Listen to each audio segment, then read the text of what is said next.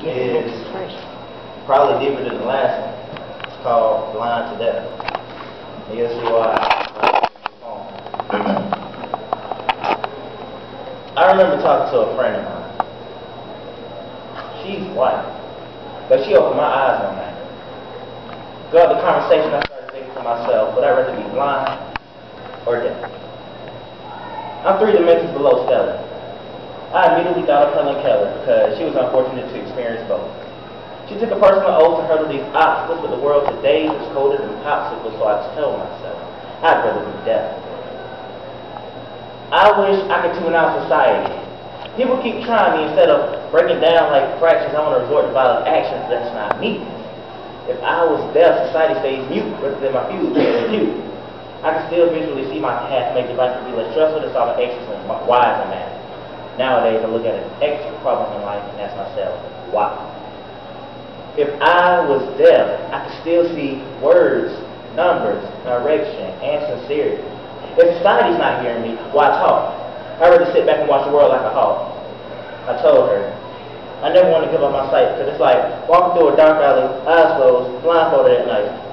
I can still see the lies of someone's eyes, but the pain engraved in someone's brain. I can still read facial expressions, their body language, and their confessions.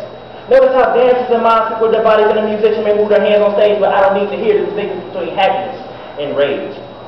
Her defense was, well, then you can't touch souls as a spoken word artist, and I argued, if I cannot hear nor talk, you know I'm not heartless, because my eyes tell the story and my body speaks for me, like a dancer, or even a patient fighting cancer.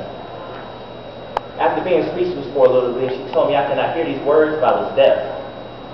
I love you. I thought to myself, well, how lovely, but simply replied, I love you too. Then I thought, well, love is good to be heard, but it's meant to be felt.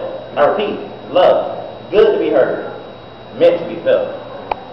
Then she told me why she'd rather be blind, and I realized it took a while to process in my mind. She simply said, I'd rather be blind because then I wouldn't have to witness discrimination.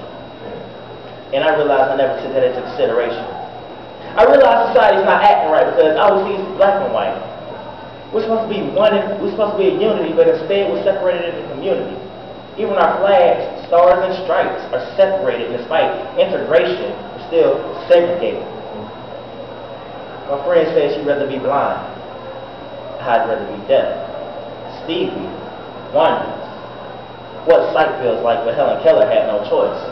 My friend said that without my voice I cannot be heard, and God cannot utilize me through spoken word. I told her, if you cannot see where life takes you, but just keep your head up for a spiritual breakthrough. Some people put me on a pedestal higher than a treble clef. I'm just thankful she opened my eyes because I don't ever want to view life like Helen Keller. Blind to death.